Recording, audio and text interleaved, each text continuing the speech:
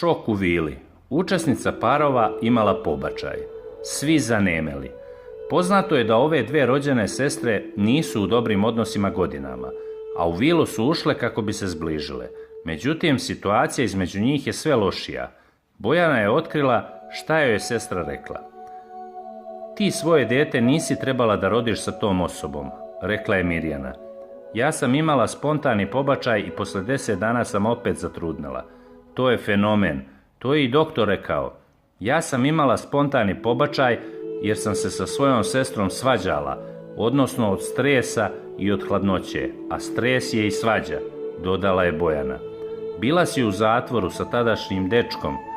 Nešto su vam našli, da ne kažem šta, ne glumi sveticu. Mira, tebe voli, sram te bilo, vikala je Bojana dok su parovi slušali zaprepašćeno.